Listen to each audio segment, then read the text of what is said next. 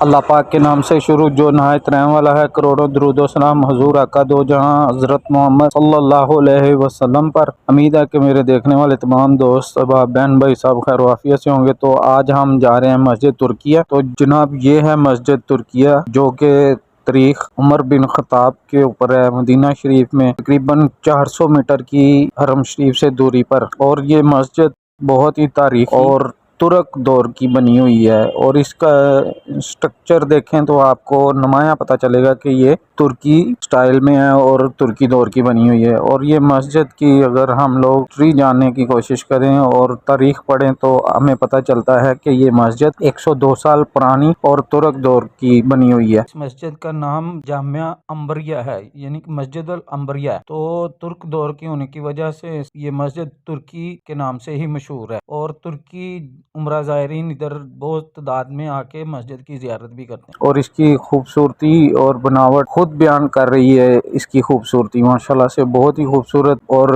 آپ لوگ ادھر کا لازمی وزٹ کریں اور اس کی زیارت بھی کریں۔ یہ ترکی مسجد کے ساتھ ہی بالکل ترکی ریلوے اسٹیشن بھی ہے، اور اس ریلوے اسٹیشن میں بھی آپ کو کافی کچھ دیکھنے کو ملے گا، جیسے کہ ترکی میوزیم، اور ترکی کی جو بنائی گئی ٹرین تھی وہ بھی اس وقت ابھی تک اس جگہ پہ کھڑی ہوئی ہے اور بہت ہی خوبصورت ہے، اور اس کی ویڈیو میں آلریڈی اپنے چینل پہ بھی ڈال چکا ہوں۔ تو امید ہے کہ آپ لوگوں کو میری ویڈیو اچھی لگی ہوگی۔ تو آپ لوگوں کی محبت کے لیے یہ میں نے نائٹ ویو بھی ڈالا ہوا ہے، اور کوشش کرتا ہوں کہ آپ لوگوں کے لیے زیادہ سے زیادہ محنت کر کے اچھی سے اچھی ویڈیو بنا کے آپ لوگوں سے شیئر کروں۔ تو اگر آپ لوگوں کو میری ویڈیو اچھی لگتی ہے تو ویڈیو کو لازمی شیئر کیا کریں، واچ کیا کریں، اور اپنی اظہار خیال کے لیے کمنٹس لازمی کر دیا کریں۔ آپ کے کمنٹ سے میری حوصلہ افزائی ہوتی ہے۔ اللہ پاک سے دعا ہے کہ اللہ پاک آپ تمام کو خیر و عافیت میں اپنے گھر کی اور مدینہ شریف کی بادب حاضری نصیب فرمائے، اور جو بیمار ہیں اللہ پاک ان کو صحت تندرستی عطا فرمائے، آپ کے کاروبار میں برکت عطا فرمائے۔